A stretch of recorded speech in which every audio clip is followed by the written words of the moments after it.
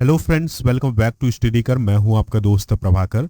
Daily current affairs की series में आपका बहुत बहुत स्वागत है। आज हम डिस्कस करेंगे 10 जुलाई 2022 से related most important current affairs के क्वेश्चन। तो आप इस लेक्चर को बहुत ही ध्यान से सुनिएगा, लास्ट तक सुनिएगा। लास्ट में आपसे कुछ क्वेश्चन पूछे जाएंगे इसी लेक्चर से रिलेटेड, तो उनके जवाब आप कमेंट बॉक्स में जरूर दीजिएगा। अगर आप किसी भी कॉम्पिटिटिव एग्जाम की तैयारी कर रहे हैं तो आप स्टडी कर को फॉलो कर लें और बेल आइकन जरूर दबा लें, जिससे समय पर सबसे पहले नोटिफिकेशन आपको मिल सकेगा। फर्स्ट क्वेश्चन डिस्कस करते हैं, ध्यान से सुनिएगा।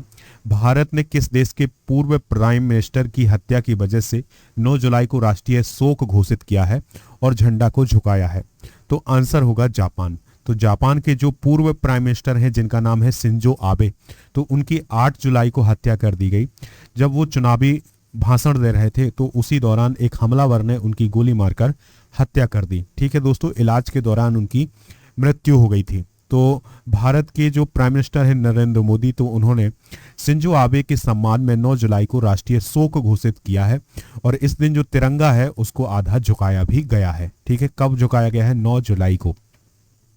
दोस्तों, अगर हम शिंजो आबे की बात करें तो भारत और शिंजो आबे के बीच बहुत ही अच्छे रिलेशन रहे हैं, चाहे वो यूपीए की सरकार रही हो चाहे एनडीए की सरकार रही हो। दोनों सरकारों में उन्हें भरपूर सम्मान मिला है और उन्होंने भी भरपूर सहयोग किया है भारत का।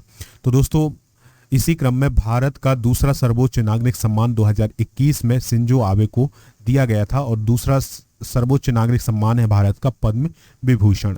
नेताजी पुरस्कार 2022 में शिंजो आबे को ही दिया गया था। इन्हें जेएनयू से डॉक्टरेट की मानद उपाधि भी 2015 में दी गई थी। दोस्तों, जब वो पहली बार प्राइम मिनिस्टर बने थे 2006-07 में, तो वो भारत की यात्रा पर आए थे। उन्होंने भारत का दौरा किया था और भारतीय संसद को भी संबोधित किया था। दोस्तों, जापान की बात आई है तो ये एशिया महाद्वीप में स्थित कंट्री है। राजधानी है टोक्यो। पीएम है कौन? Fumio Kishida. अगला प्रश्न है, केंद्रीय स्वास्थ्य मंत्रालय ने 18 साल से अधिक आयु के लोगों के लिए बूस्टर डोज के अंतर को 9 महीने से घटाकर कितने महीने कर दिया है?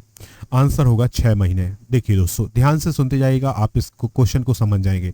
अभी तक क्या था कि जो भी व्यक्ति 18 साल से ऊपर का है उसे एक बूस्टर डोज दी जानी थी, लेकिन ये कहा गया कि ये बूस्टर डोज जो है ये 9 माह के बाद दी जाएगी।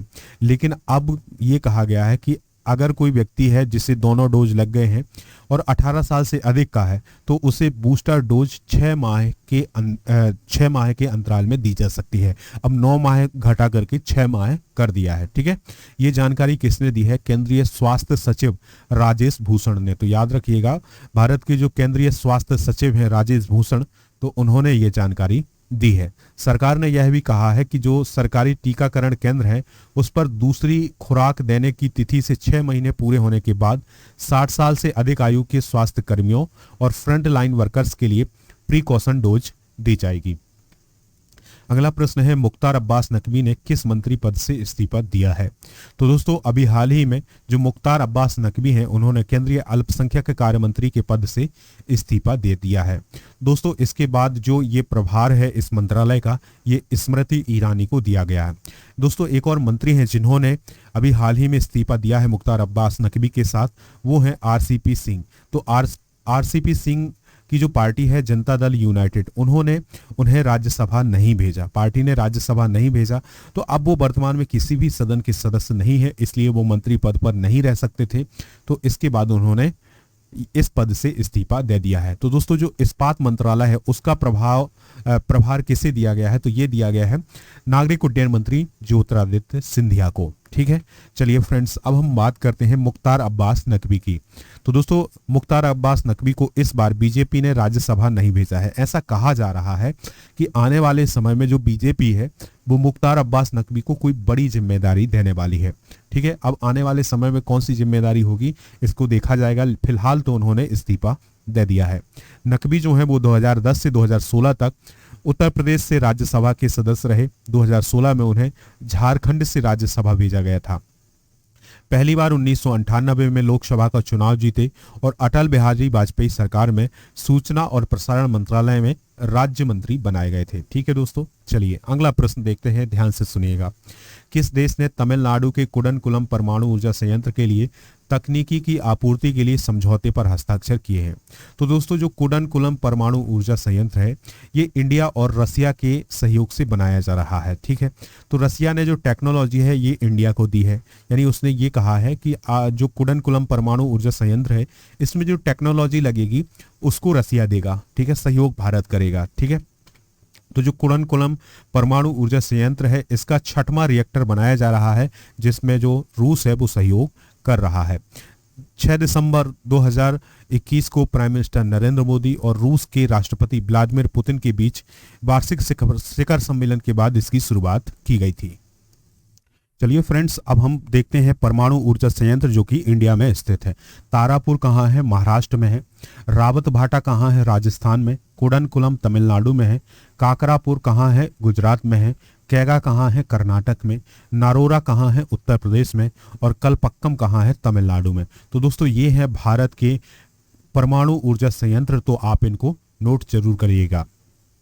अगला प्रश्न है, वित्त मंत्रालय ने कच्चे कपास के आयात पर सीमा शुल्क की छूट को कितने महीने के लिए बढ़ा दिया है?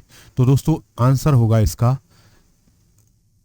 1 महीने के लिए, ठीक है। तो जो कच्चा कपास है उसका जो इंपोर्ट है उस पर जो सीमा शुल्क लगती थी उसको ये दे दिया है कि छूट रहेगी 1 महीने तक, यानी अगले 1 महीने तक अब इसके आयात पर छूट रहेगी, ठीक है। तो दोस्तों 31 अक्टूबर तक 1 महीने के लिए इसे बढ़ा दिया है।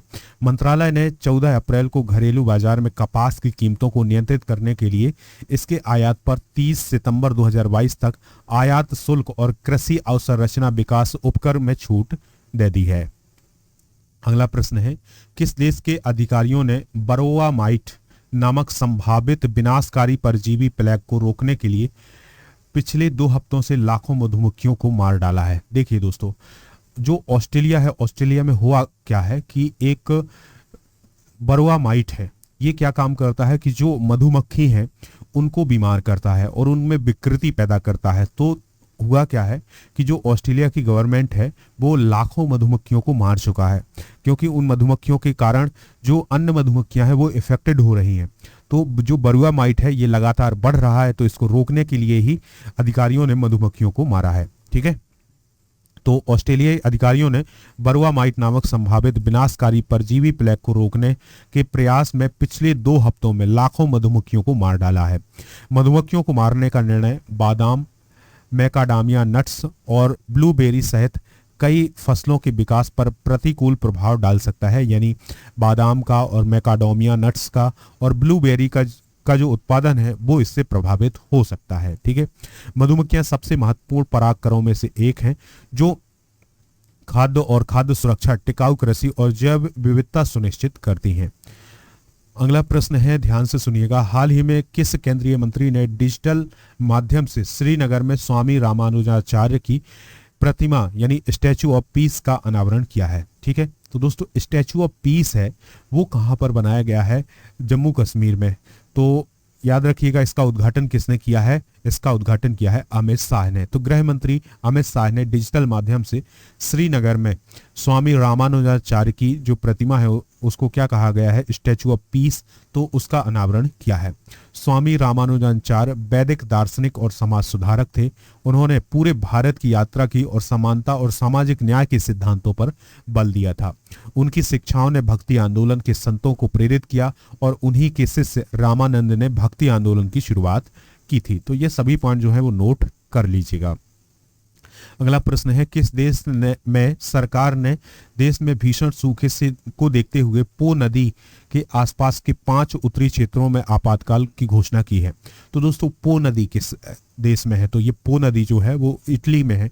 तो इसके आसपास के क्षेत्र में आपातकाल घोषित कर दिया है। तो इटली की जो गवर्नमेंट है उसने देश में भीषण सूखे को देखते हुए पो नदी के आसपास 5 उत्तरी क्षेत्रों में आपातकाल की घोषणा की है। इटली में पिछले 70 सालों में यह सबसे भीषण सूखे की स्थिति है। एक सरकारी बयान में कहा गया है कि जो पानी की कमी से है उससे निपटने के लिए देश के 5 क्षेत्रों में क्या किया गया है? आपातकाल लगाया गया है। सूखे से इटली की 30% कृषि जो है वो प्रभावित हुई है। अगला प्रश्न है, किस राज्य में वैज्ञानिक काई चटनी को भौगोलिक संकेत यानी GI रजिस्ट्री के लिए प्रस्तुत किया गया है। तो दोस्तों जो काई चटनी है वो किस राज्य से संबंधित है, तो ये उड़ीसा से संबंधित है और इसको अभी जीआई टैग के लिए रजिस्ट्री के लिए प्रस्तुत किया है। ठीक है, तो उड़ीसा में वैज्ञानिक काई चटनी को भौगोलिक संकेत रजिस्ट्री के लिए प्रस्तुत किया गया है। जीआई टैग मानक काई चटनी के व्यापक उपयोग के लिए एक संरचित स्वच्छता प्रोटोकॉल विकसित करने में मदद करेगा। यानी ये देखेगा, अभी जीआई टैग दिया नहीं गया है, जीआई टैग दिया जाएगा आने वाले समय में, अभी केवल उसका सर्वेक्षण हो रहा है कि किस प्रकार से ये काम करती है। दोस्तों ये काई चटनी जो है ये चींटियों से बनाई जाती है, याद रखिएगा, ये चींटियों से इसका निर्माण किया जाता है। तो अब देखते हैं कि आने वाले समय में क्या इसको जीआई टैग मिलेगा। साल 2019 में उड़ीसा का जो रसगुल्ला था उसको जीआई टैग मिला था। ठीक है, जीआई टैग कितने सालों के लिए मिलता है? 10 सालों के लिए मिलता है।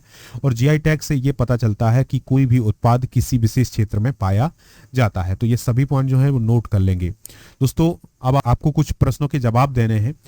तो पहला प्रश्न है केंद्रीय स्वास्थ्य सचिव कौन है? दूसरा क्वेश्चन है रावत भाटा परमाणु ऊर्जा संयंत्र किस राज्य में है?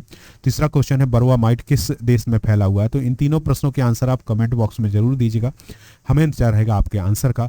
लेक्चर पसंद आया हो तो आप इसे लाइक करें, शेयर करें सभी दोस्तों को। जय हिंद, वंदे मातरम।